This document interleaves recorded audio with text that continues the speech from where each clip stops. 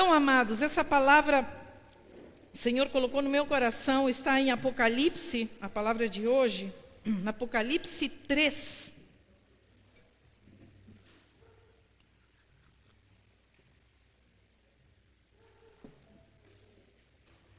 Apocalipse 3 e versículo 14. Uma palavra bem conhecida daqueles assíduos leitores da Bíblia.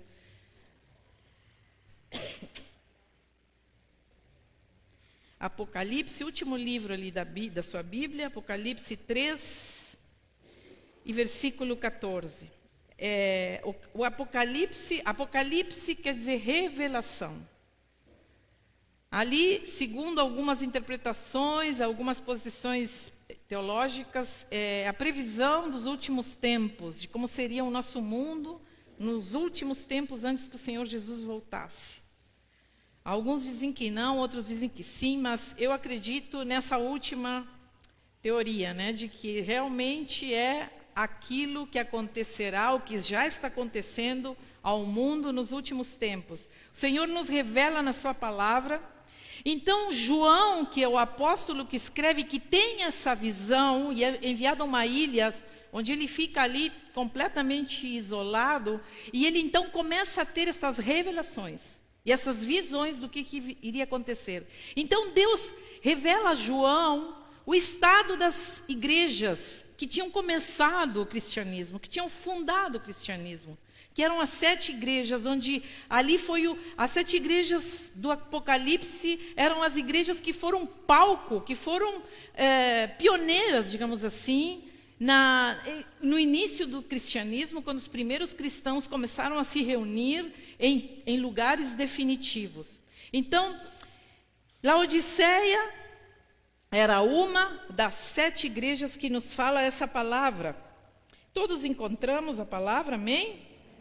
Bom, diz assim então a palavra do Senhor, Apocalipse, capítulo 3, só falta eu abrir aqui. Apocalipse, capítulo 3 e versículo 14. Diz assim a palavra do Senhor: ao anjo da igreja em Laodiceia, escreva, estas são as palavras do Amém, a testemunha fiel e verdadeira, o soberano da criação de Deus. Conheço as suas obras, sei que você não é frio nem quente. Melhor seria que você fosse frio ou quente. Assim, porque você é morno, não é frio nem quente, estou a ponto de vomitá-lo da minha boca. Olha que palavra dura. O anjo fala à igreja, diz assim, você diz, em revelação a João, diz assim, você diz, estou rico, adquiri riquezas e não preciso de nada. Não reconhece, porém, que é miserável, digno de compaixão, pobre, cego e que está nu. Dou este conselho, diz o Senhor, compre de mim ouro refinado, diz o Senhor à igreja, refinado no fogo, e você se tornará rico. Compre roupas brancas, que é sinal de pureza, de limpeza espiritual. Compre roupas brancas e vista-se para cobrir a sua vergonha, a sua nudez, e compre colírio para ungir os seus olhos e poder enxergar. Repreendo e disciplino aqueles que eu amo, por isso seja diligente e arrependa-se. Eis que estou à porta e bato, diz o Senhor. Se alguém ouvir a minha voz e abrir a porta, entrarei e cearei com ele e ele comigo.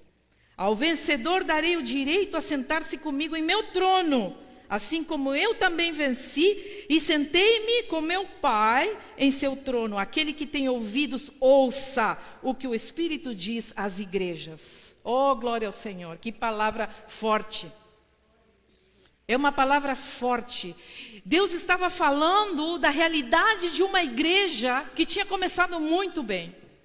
Deus estava falando da realidade de uma igreja que tinha sido o palco e o início de uma grande missão ao ser humano, que era mudar o rumo da história do mundo. que era mudar e implantar uma nova visão de Deus, uma nova interpretação da relação do homem com Deus.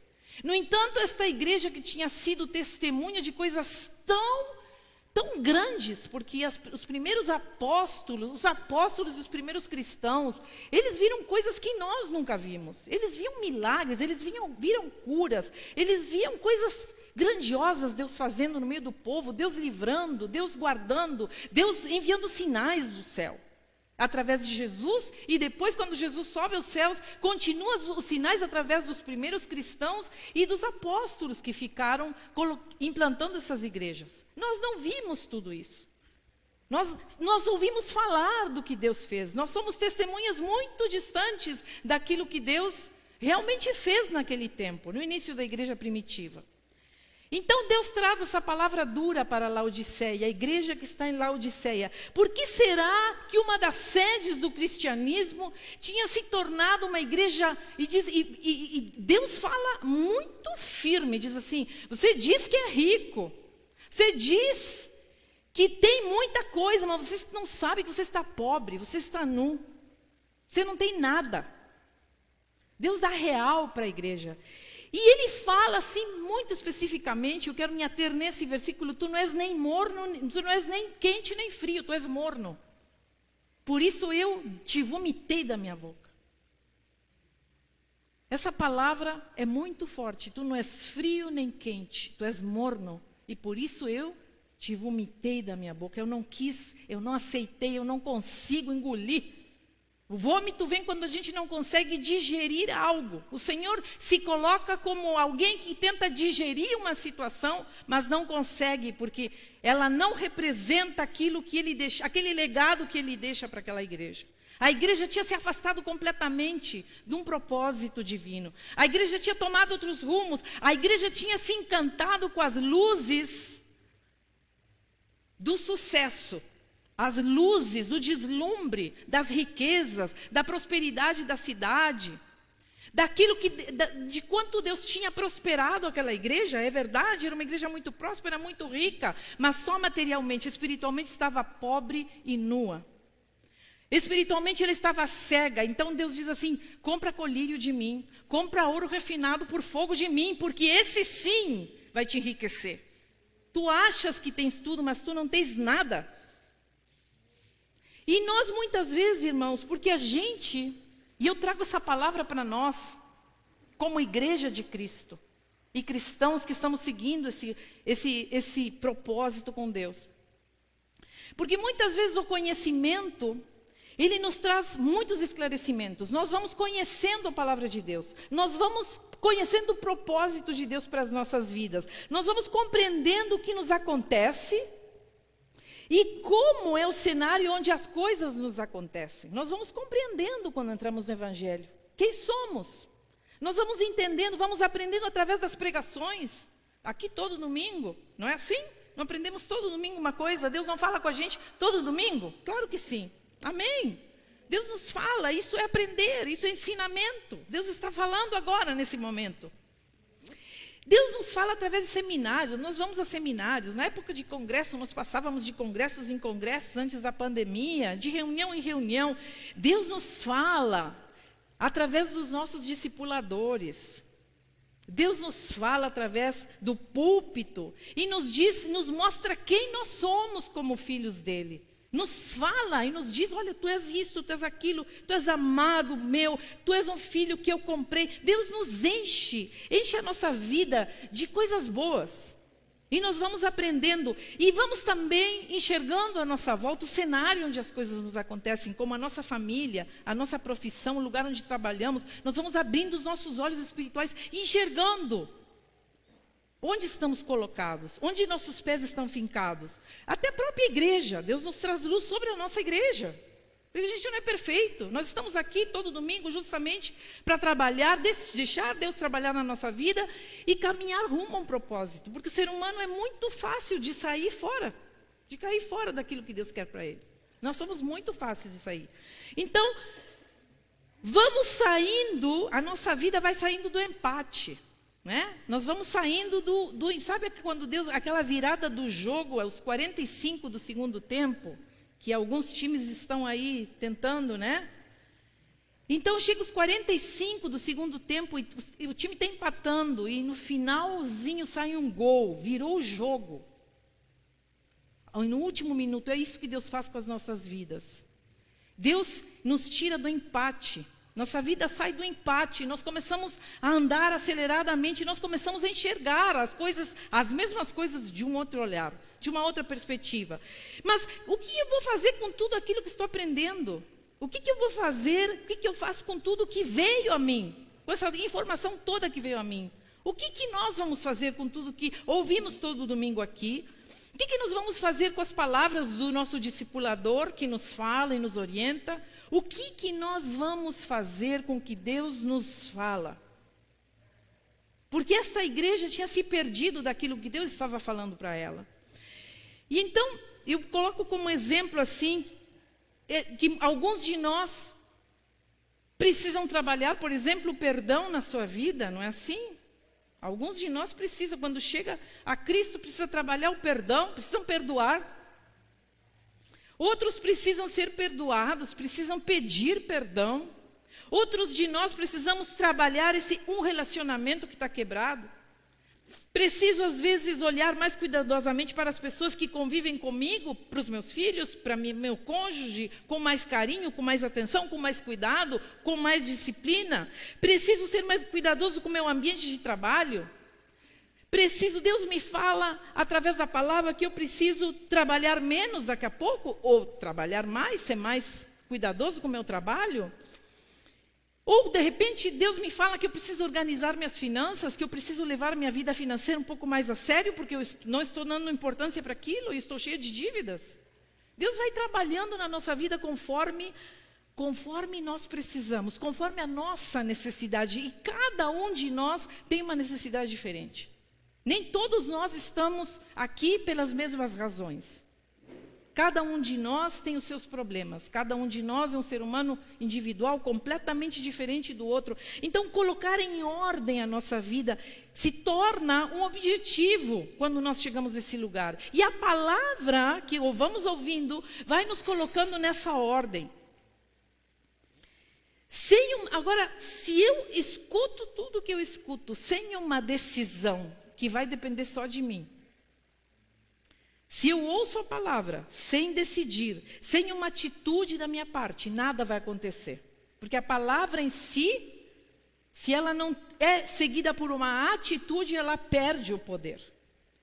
Nós continuamos o poder da palavra quando nós ouvimos e colocamos em prática e nós agimos diante da palavra. Então ela se torna uma força na nossa vida. Ela se torna algo que nos faz ficar fortes. Sabe, que nem o Incrível Hulk, nós vamos criando músculos espirituais. Nós vamos nos tornando fitness, né? Fitness espiritualmente. Nós vamos nos tornando 100% pessoas saudáveis espiritualmente. Nós vamos criando uma base para que a nossa vida possa fluir. Mas essa atitude tem que ser ativa, porque ninguém vai fazer por mim. Ninguém vai fazer por nós. É um erro pensar que as coisas por si vão se ajeitar, por exemplo, como alguns de nós pensamos. As coisas vão ir se ajeitando. As mudanças nas nossas vidas dependem do quanto estamos decididos a mudar e como vamos sustentar a cada dia essas mudanças. É um trabalho de formiga. É um trabalho que todos os dias nós precisamos sustentar essa mudança. Ela não se dá do dia para a noite. As mudanças não se dão assim. Nós vamos trabalhando dia a dia, a palavra que foi ouvida, colocando em prática, então as mudanças começam a acontecer.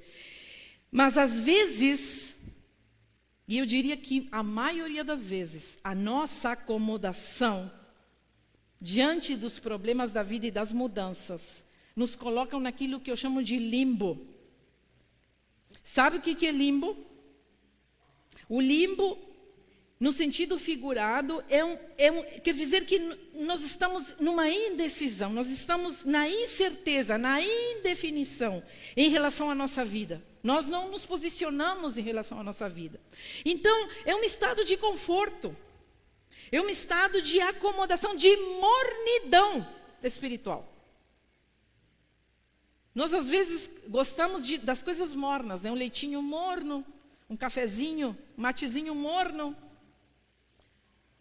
Mas essa mornidão espiritual é o que nos paralisa. É aquilo que Deus está falando ali para Laodiceia. Tu não és quente nem frio, tu és morno.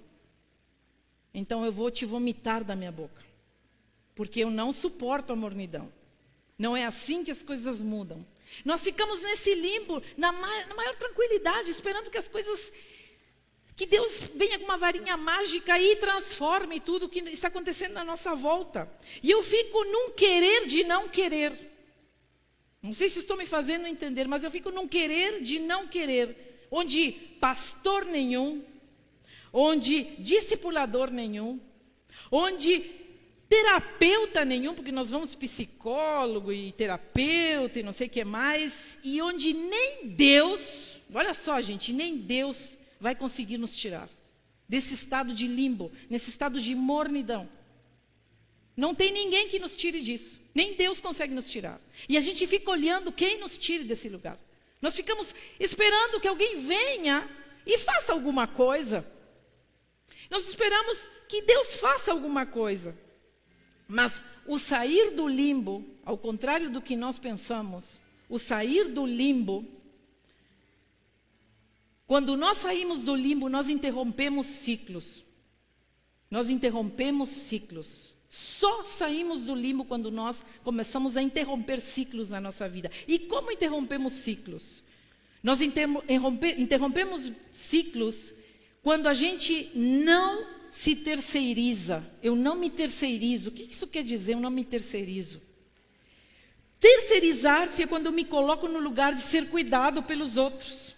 Eu me coloco no lugar de deixar que os outros tomem decisões por mim. Eu me coloco no lugar que eu não sei dizer não para as pessoas. Eu não sei me posicionar, não sei dizer não, isso eu não vou fazer. E olha, eu termino fazendo algo que eu não quero. E digo para mim, e todas as vezes que eu digo quando eu não digo não para as coisas que eu não quero fazer, eu termino me perdendo de mim, porque quando eu não consigo dizer não para os outros, eu digo não para mim. Quando eu não consigo dizer não para os outros, eu digo não para mim. Eu nego a mim o direito de escolha. Então, eu começo a andar num lugar onde eu não tenho autonomia. Num lugar onde eu não tenho decisão. Eu não me torno mais responsável por mim mesmo. Então, eu assumo que foi uma decisão pessoal tomar esse rumo. Eu assumo que este caminho é isso que vai me alavancar eu seguir neste caminho. Eu assumo que essa decisão me alinha a um propósito onde eu abro mão de alguma coisa para ter outra coisa que me levará a ter paz no meu coração. Isso é fácil. Sempre que eu abro mão de uma coisa é porque eu preciso pegar outra aqui na minha mão. Nunca minha mão vai ficar vazia. Eu abro mão disso para pegar isso aqui. É assim que funciona. E a gente sempre diz, né? Mente vazia, oficina do... isso você sabe, né? Então, não existe isso de não ter nada. Sempre tem alguma coisa que vai ocupar a nossa mente. Então, nós precisamos ter muito cuidado com isso, porque mente vazia é limbo.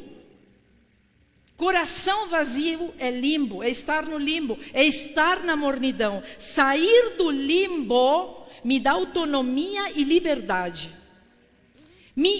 Gente, às vezes eu digo assim, a gente se terceiriza, eu digo assim, eu me terceirizo quando eu deixo que os outros tomem decisões por mim, mas eu também me terceirizo quando eu deixo as coisas na mão de Deus, coisas que eu tenho que fazer, e só eu tenho que fazer.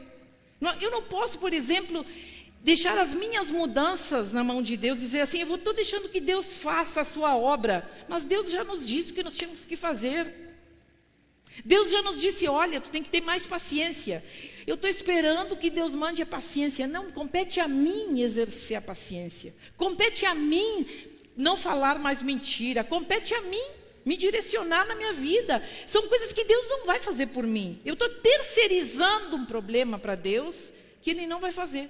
Eu estou dizendo, eu estou vendo o que vai dar. Estou esperando em Deus. E Deus já mandou já mandou o suprimento há muito tempo. Mas nós estamos esperando algo que Deus já mandou, porque a gente está terceirizando a nossa vida. Terceirizar a nossa vida é a gente se manter no limbo. É se manter na mornidão. Nós terceirizamos nossa vida também quando eu espero que os outros mudem. Eu terceirizo minha vida quando a minha vida depende das mudanças dos outros. Eu espero que o meu esposo mude, eu espero que meu filho mude, eu espero que a minha mãe mude, eu espero que meu vizinho mude. Não tem como.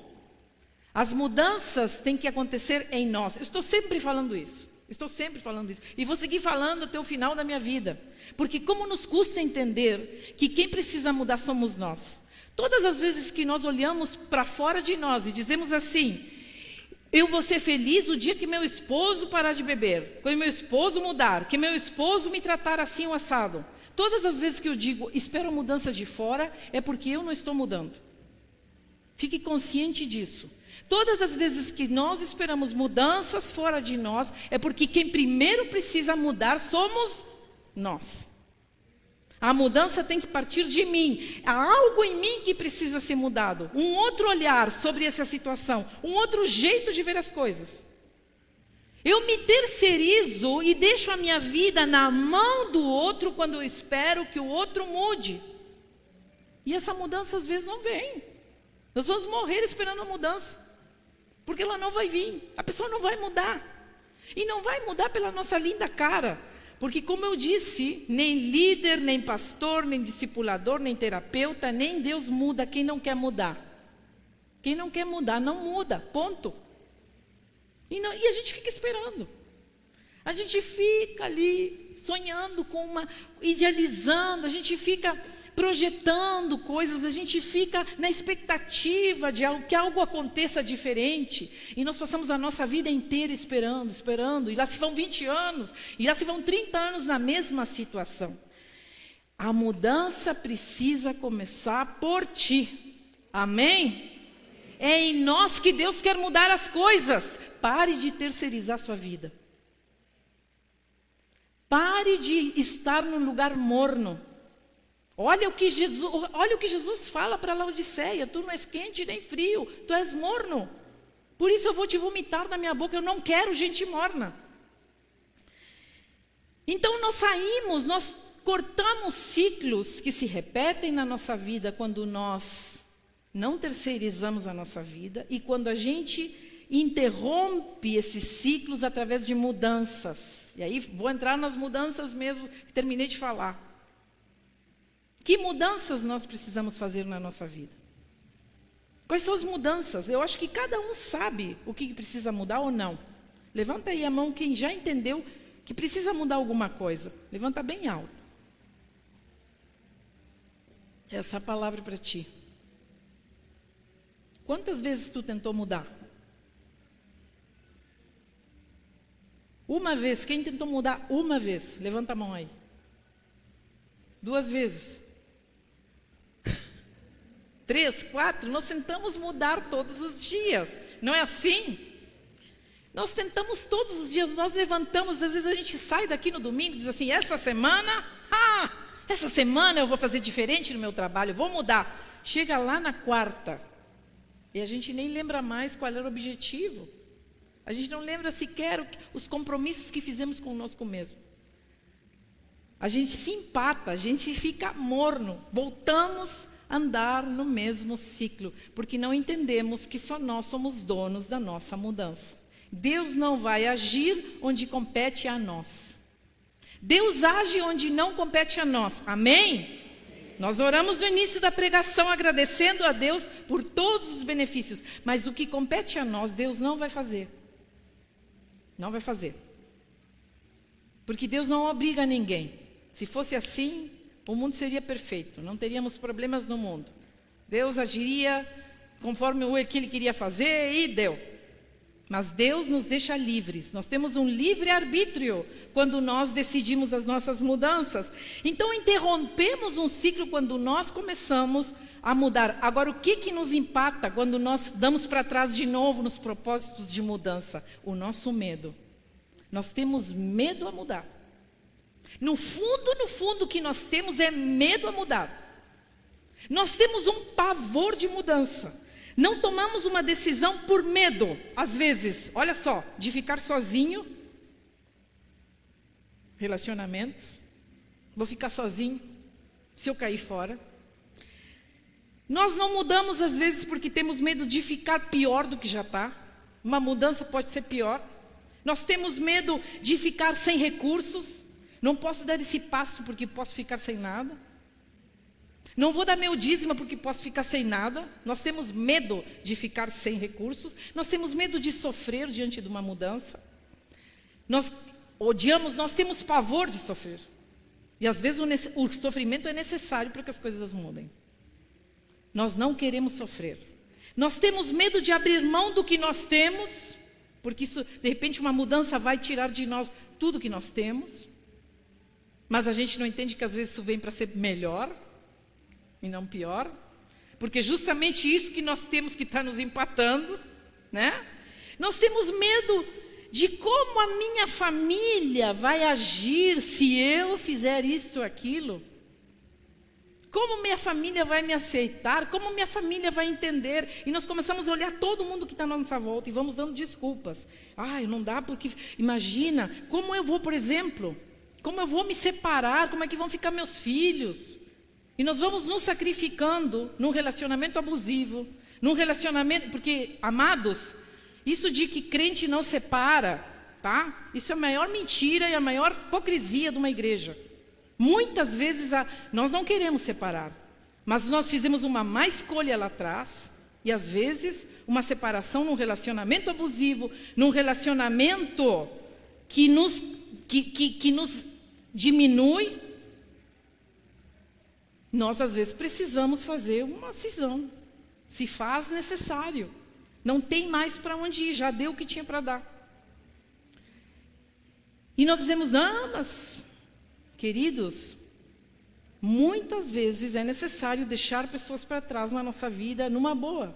Trabalhar direitinho, sabe? Mas nós precisamos fazer decisões. E isso não estou incentivando as pessoas a se separarem por qualquer bobagem. É óbvio. Sempre digo a todos os casais que chegam para se aconselhar com a gente, vamos tentar muitas coisas, vamos conversar, vamos resolver os conflitos, vamos ver o que está acontecendo.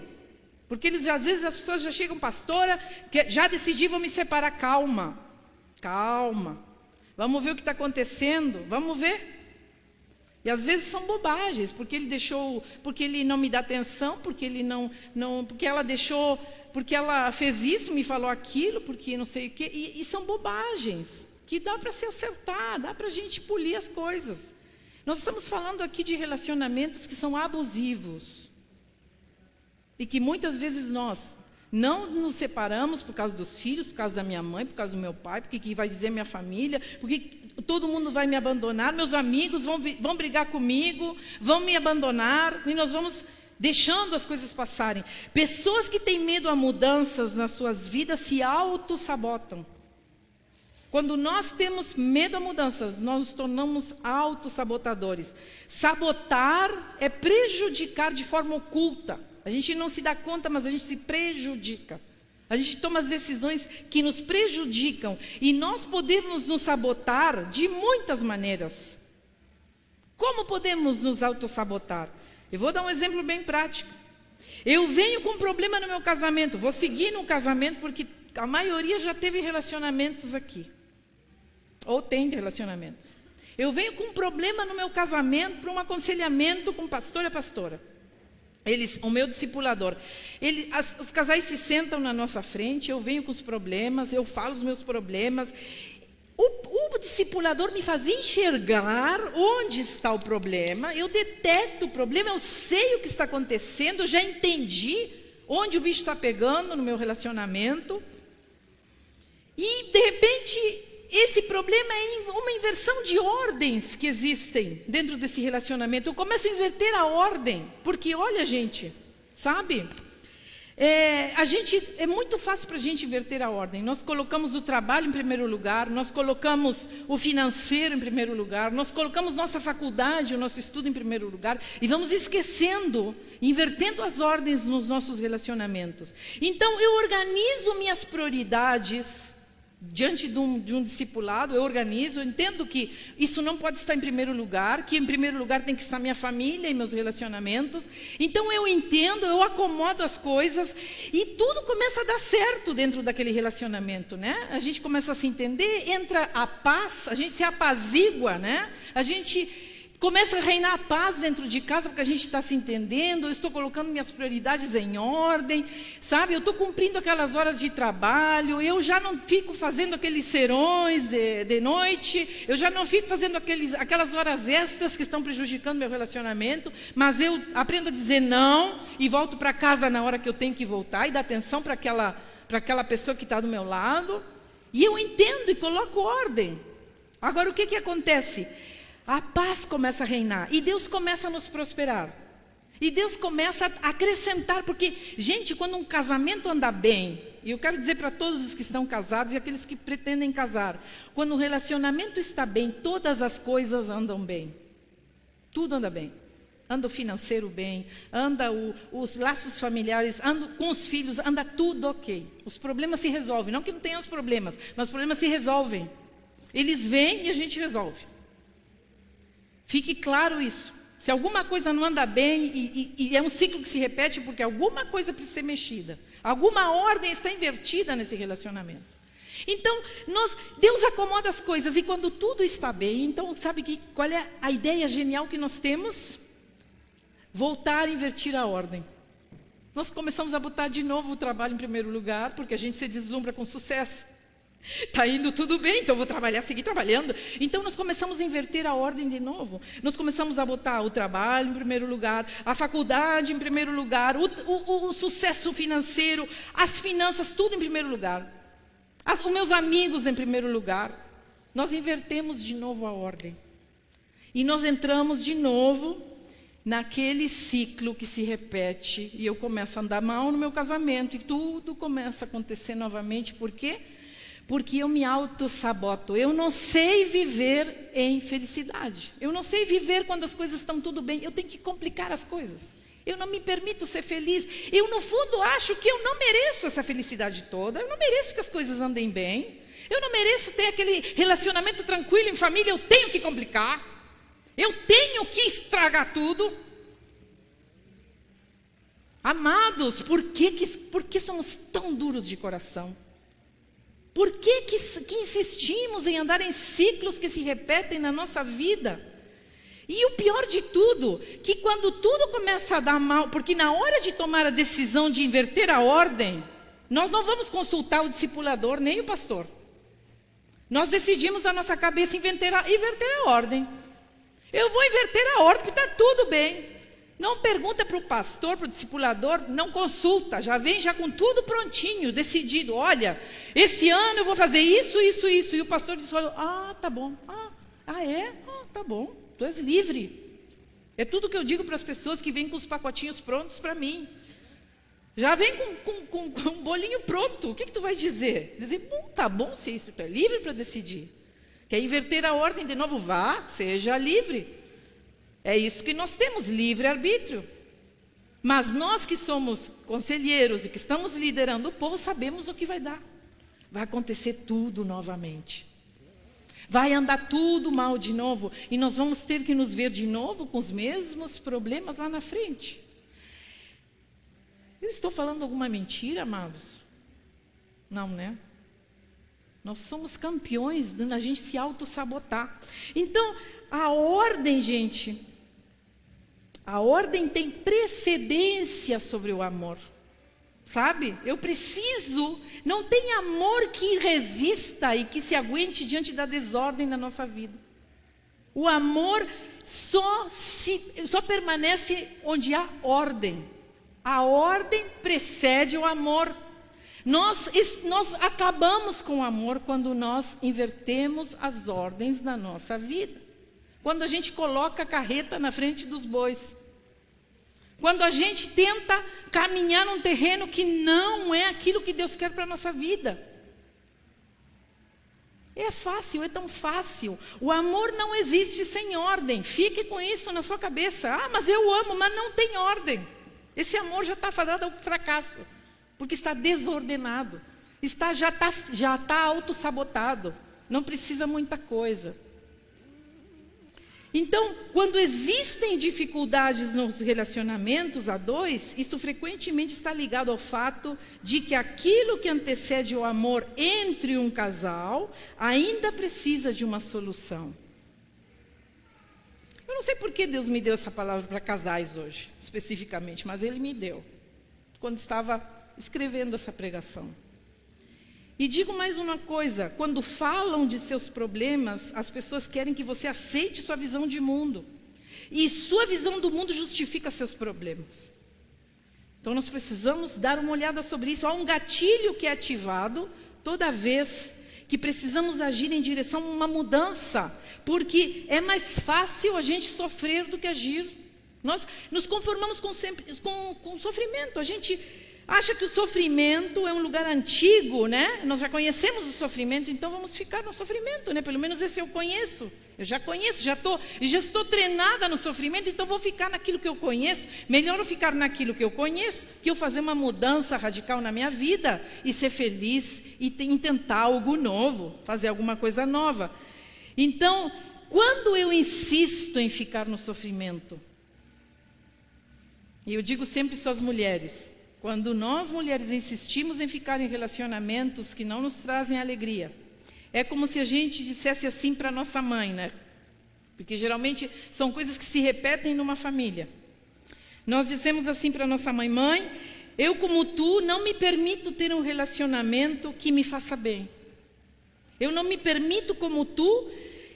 Eu continuo travando guerras por ti e por todas as mulheres da família. Eu preciso repetir aquele ciclo que minha mãe viveu com meu pai, que era infeliz. Eu preciso viver aquele ciclo da minha tia, das todas as minhas tias, de todas as minhas parentes, porque eu quero ser leal àquela família. Eu preciso me sentir, pertencer de alguma maneira àquela família. Então, como eu me sinto pertencendo, inconscientemente, eu preciso repetir os erros que eles repetiram. Então, eu estou bem ali, estou aceita. Eu não estou sendo diferente de tudo que a minha família já fez. Só que, amados, o que precisamos nos perguntar é, do jeito que estão as coisas na nossa vida, e aí já não falo só de relacionamentos, falo de tudo, trabalho, finanças, vida espiritual, ministério, do jeito que está, tem felicidade, tem abundância de vida, é algo que nos aporta, que nos incentiva, que nos joga toda semana para a gente querer viver e servir a esse Senhor, ou a gente está sempre abaixo? Nós estamos sempre precisando de alguém que nos empurre, precisando de alguém que nos dê um bafo na nuca, precisando de alguém que nos passe uma mensagem, porque a gente não consegue ter abundância de pensamentos que nos trazem vitória todos os dias e que nos trazem mudanças. Você entendeu essa mensagem, amados? Está entendendo o que eu estou falando? Está entendendo? Diga amém se está entendendo. Entende isso? É tão fácil. Por que nós complicamos? Porque nós complicamos. E o que Jesus nos fala de uma vida abundante é o que Ele fala ali para Laodiceia. A abundância de Cristo e do reino não tem nada a ver com o nosso jeito de ver a abundância. O que Jesus nos fala de abundância, Ele nos diz assim, a Bíblia nos diz assim: busquem em primeiro lugar o reino e o quê? E a sua justiça. E o resto será tudo acrescentado, tudo virá. Isso é abundância. Busquem o reino e a sua justiça, busquem a minha vontade. Coloquem a vida em ordem de prioridades. Coloquem ordem na sua vida, porque o reino nos traz ordem. Quando nós colocamos a nossa vida em ordem, alinhamos ele ao que o reino, as propostas do reino para nós, as propostas de Jesus, as propostas de Deus para a nossa vida fica em paz. Nós começamos a ser abundantes em todas as coisas, porque as coisas vêm, começam a vir na nossa mão. As coisas começam a fluir, as portas começam a se abrir. E nós começamos a ter uma outra visão da vida. Nós começamos a acreditar mais e andar mais por fé. E andar mais nas promessas de Deus para nós, do que nós ouvimos as pessoas falando na nossa volta. Nós desligamos os ouvidos carnais e ligamos os ouvidos espirituais, onde Deus está nos falando todos os dias. Naquela oração 24 horas, naquela conexão 24 horas que temos com Deus, que não precisa mais de pessoas que intervenham para nos dizer, porque Ele está ali nos falando todos os dias, através de várias coisas. Nós só não ouvimos quando não queremos, porque Deus nos fala. Então o reino e sua justiça tem uma ordem. E quanto menos desejamos as coisas, preste atenção nisso que eu vou falar. Você que está tão preocupado que as coisas não vêm na sua mão, e que você não consegue prosperar, e que você não consegue sair das coisas.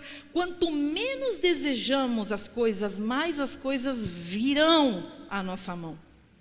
Quanto menos desejamos, nós precisamos desejar o reino. Nós precisamos converter o nosso coração. Nós estamos numa mornidão espiritual. E o Senhor está prestes a nos vomitar da sua boca. Porque nós não queremos engatar mudanças. Nós temos medo às mudanças. E o Evangelho, amados, o Evangelho é mudança. Sabe o que significa a palavra Evangelho? Quantos sabem? Pode me ajudar aí. O que quer dizer Evangelho? Diga bem alto. O que quer dizer Evangelho? Você está aqui na igreja, não sabe o que quer dizer Evangelho, igreja? Diga bem alto. Boas novas. Evangelho é boas novas. Novas. Não é velhas. Não é boas velhas. Nada contra, né? Nós que estamos já em outra idade, né? Não é isso que eu estou falando. Não é boas velhas. É boas novas. É novidade de vida. É abundância de vida nova. Isso é o Evangelho e a proposta de Jesus para nós. Nós nascemos de novo quando chegamos a Cristo. Nós passamos pela morte a uma ressurreição. Nós fazemos a mesma coisa que Jesus fez. De uma morte, morreu, ressuscitou. Nós morremos para o mundo e ressuscitamos em Cristo quando chegamos a Deus. Nós nascemos para uma outra vida, nós somos uma nova criatura, diz a Bíblia. Uma nova criatura, uma nova pessoa. Mas nós insistimos em ficar naquela velha criação. Nós insistimos em ficar naquela velha visão de mundo. Aquela velha visão de relacionamentos. Nós ficamos naquela velha visão de interpretação da vida. E Cristo nos chama para algo novo. Jesus nos estende a sua mão para algo novo, algo novo. Então, uma nova criatura que não está no limbo. Uma nova criatura que não está na mornidão. Uma nova criatura que se conecta com a fonte de toda a vida, que é Jesus. E essa fonte é o que nos coloca, nos dá essa energia que nos aquece, que nos deixa no estado de aquecimento espiritual, e do qual é essa proposta que Jesus fala à igreja em Laodiceia. Tu não és nem morno, não és quente nem frio. Tu não és nem convertido, nem incrédulo. Tu estás aí, né? Morno, em cima do muro, sem decisão, no limbo, sem mudanças. Mas quando estamos conectados a Deus, a fonte, que é fonte de todo amor, nos invade de tal maneira que nós queremos novidade de vida. Nós queremos todas as coisas boas que Deus tem para nós. E nós queremos as mudanças que Deus quer fazer em nós, porque nós não temos medo ao que Ele fará. Nós não temos medo pelos caminhos que Deus nos levará, porque Ele quer o melhor para nós. Nós andamos com Ele. Laodiceia é chamada de pobre, miserável, digna de compaixão, cega, nu. Essa era a visão de Deus sobre uma igreja rica, financeiramente falando. Era uma igreja que tinha luxo, que tinha ouro, tinha riqueza. Eu imagino uma igreja com portas de ouro. Mas Deus olha para a igreja e diz assim: tu és pobre, estás nu, tu não tem nada, isso aí não é nada. Porque a tua pobreza espiritual está gritando dentro de ti. O teu limbo, a tua mornidão está gritando dentro de ti. E então Deus estende a sua mão e diz: compra de mim, eu tenho ouro refinado, eu tenho o melhor para ti, estou à porta e bato. Essa é a palavra que Deus traz para a igreja. Estou à porta e bato. Crente morno é pior que incrédulo, amado. Sabe por quê? Porque nós temos ouvido a palavra. O incrédulo ainda não ouviu, não sabe, não tem noção. Mas nós que somos igreja, nós que nos dizemos cristãos, nós não podemos ficar mornos, de jeito nenhum. Nós precisamos aquecimento espiritual. Nós precisamos sair da mornidão. E eu quero que nesta noite o Senhor, tu possas abrir teus ouvidos espirituais e entender o que o Senhor está nos falando. Eu oro para que Deus toque o teu coração nessa noite. Porque eu tenho certeza que tem coisas que tu sabes que tu precisas mudar.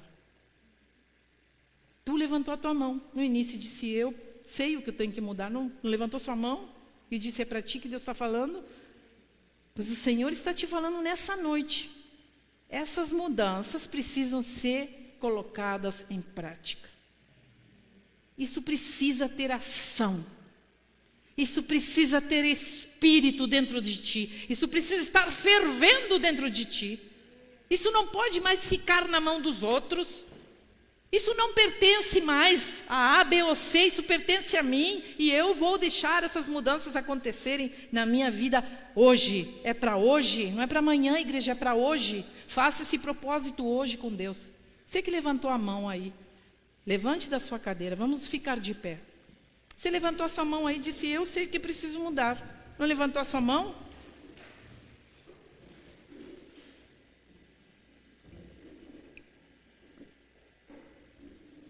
O Senhor está dizendo nessa noite, eu estou à porta e bato. E Ele está batendo na tua porta essa noite. Não saberemos o que vai nos acontecer amanhã. Estaremos vivos amanhã? Estaremos com tempo amanhã? A nossa vida estará igual que hoje, amanhã? Não sei. Mas de uma coisa eu sei. Eu não quero ser um crente morno. Eu não quero ser vomitada da boca do Senhor. Eu quero que o Senhor olhe para mim e me ache assim, incrível Hulk da fé. Quero estar com meu coração aquecido e não empatado com coisas que estão empatando a minha vida. E eu quero que tu nessa noite feche os teus olhos. Porque o Senhor está falando contigo. Igreja, vamos ter reverência. O Senhor está falando conosco nessa noite. E nada é mais importante que esse momento. Nada é mais importante, absolutamente nada. Nem o pagode da esquina que está aí. Nada é mais importante. Absolutamente nada é mais importante do que o Senhor nessa igreja. E o que Ele está falando hoje. Ao teu coração. O Senhor está te chamando a mudanças para hoje. Tu poderias levantar a tua mão de novo com os teus olhos fechados e dizer... Quando pensaste naquelas mudanças, quando eu perguntei, tu poderias levantar a tua mão e dizer, Senhor, eu estou disposto? Ou tu tem medo do que possa vir? Terias coragem de levantar a tua mão e dizer, eu estou disposto. Eu quero, Senhor. Eu quero. Porque sabe qual é a desculpa de quem não quer? Sabe qual é a desculpa de quem não quer? A desculpa é, eu não consigo. Maior mentira. Nós podemos. Esse eu não consigo, tire da sua boca. Nós podemos. Eu não consigo é o diabo que fala no teu ouvido. O diabo é que quer nos mentir, eu não consigo. Quando vem a frase, eu não consigo mudar, você diz assim, em nome de Jesus. O Espírito que mora em mim, e o Cristo que mora em mim, o Cristo da ressurreição me diz, eu consigo, eu posso, eu vou adiante, e isto não comanda mais a minha vida a partir de hoje. Esta situação eu encerro hoje na minha vida, eu dou um ponto final, acabou hoje a situação, terminou hoje esse problema, porque hoje estou dando um ponto final. Eu consigo e eu posso, porque o Espírito que me impulsiona e que me faz ferver o meu sangue e faz com que eu tenha força para efetuar as mudanças que precisam ser feitas na minha vida. Amados, eu levanto a minha mão também, eu preciso muitas mudanças em mim. Eu digo assim, Deus tem me tratado infinitamente todos os dias que eu me levanto. E eu tenho dito ao Senhor, sim, Senhor. A cada problema, a cada dificuldade, eu tenho dito, sim, Senhor, eu posso mudar. Sim, Senhor, eu quero mudar. Sim, Senhor, isto não vai acontecer mais. Porque eu não permito que isto me domine. Eu não deixo mais que essa situação me determine. Eu não deixo mais que os outros decidam por mim. Eu não deixo mais. Eu decido nessa noite. Oh, aleluia. Louvado seja o Senhor. Essa mão Deus está olhando. Senhor, eu oro por cada irmão que está com sua mão levantada nessa noite. Você quer passar aqui na frente para fazer esse propósito com Deus? Você está livre, pode passar. O Senhor está te chamando. Oh Senhor, eu abençoo cada pessoa que está se deslocando do seu lugar. Eu oro pelas suas vidas, Senhor, para que eles tenham fortaleza, para que eles consigam abrir os seus olhos espirituais. Abre os olhos dos cegos. Abre o olho, Senhor, que está fechado nessa noite. Senhor, abre os ouvidos que estão fechados à tua voz, que não conseguem te ouvir, Senhor. Eu oro pelo coração que está endurecido, Senhor. Eu oro, Senhor, por aqueles que dizem, eu não consigo. Eu oro para que nessa noite o teu Espírito os tome e os encha e os tome de uma maneira que eles não consigam suportar a tua presença, Senhor. Que eles se rendam diante da tua presença soberana. Amado, toma isso para ti. Como eu disse, uma decisão tua. Eu não posso fazer por ti. Ninguém pode fazer por ti. És tu que tens que fazer. Fala com as tuas palavras nessa noite. Diz, Senhor, eis-me aqui, olha aqui. Eu estou pobre e nu realmente. Esse sou eu. Estou pobre, estou nu. Espiritualmente estou sem forças. Reconheço. Mas eu estou aqui, Senhor, porque eu quero que tu mudes e transformes situações que precisam ser transformadas e trabalhadas na minha vida. Eu interrompo esse ciclo em nome de Jesus. Fala com as tuas palavras, porque tua alma precisa ouvir as tuas palavras. Tuas palavras tomam força nessa noite. Diz bem alto, eu interrompo esse ciclo. Diga bem alto, é tu que precisa te ouvir. Eu interrompo esse ciclo. Em nome de Jesus. Em nome de Jesus. Em nome de Jesus. Em nome de Jesus. Coloca a mão sobre a tua cabeça e diz, eu interrompo esse ciclo em nome de Jesus. Eu me abro para o novo. Eu me abro para as coisas novas. Eu me coloco diante da tua presença, Senhor, e deixo tu comandar a minha vida, e tu me guiar, e tu me levar por pastos verdejantes. Eu não digo mais que eu não posso, porque eu posso todas as coisas naquele que me fortalece, naquele que é minha fonte, naquele que é meu sustento, naquele que está me dando ouro refinado na minha mão. Ouro espiritual, águas fluindo do trono, jorrando no meu coração, novas oportunidades de vida, novos relacionamentos. E às vezes não é um relacionamento com outra pessoa, mas é com aquela mesma pessoa que está do teu lado, algo novo. É o amor se renovando, é o propósito do amor e do compromisso se renovando. É uma nova perspectiva, é uma nova visão, em nome de Jesus. Olhe para aquilo que te aflige, amado. É o teu trabalho. Diz, Senhor, eu me coloco diante de ti. Estou aberto a que tu faças coisas novas. Mas eu organizo a minha vida. Amado, não inverte a ordem. Não inverte a ordem. Olha o que o Espírito está te falando nessa noite. Não inverte a ordem. O Senhor está sendo claro. Quais são tuas prioridades? E se tu não sabes, eu vou te dizer nessa noite. Deus em primeiro lugar. Família em segundo lugar. Família, mulher e filhos em segundo lugar. Terceiro lugar, ministério. Quarto lugar, trabalho. Não inverte a ordem, porque não vai dar certo. Eu já te digo que não vai dar certo. Vai ser o fracasso. Tu vai de novo entrar no ciclo. Não inverte a ordem. Não coloca o trabalho, não coloca a tua ambição em primeiro lugar. Eu tenho que ter, eu tenho que ganhar mais, eu tenho que dar um maior conforto para minha família. E o que adianta dar mais conforto se tua família está esquecida? Tu não tem tempo, tu não consegue sentar, tu não consegue dar atenção, tu não consegue conversar. Teus filhos não conhecem a tua voz mais, porque tu não tem tempo.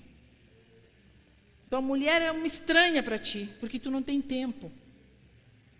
Não inverte a ordem.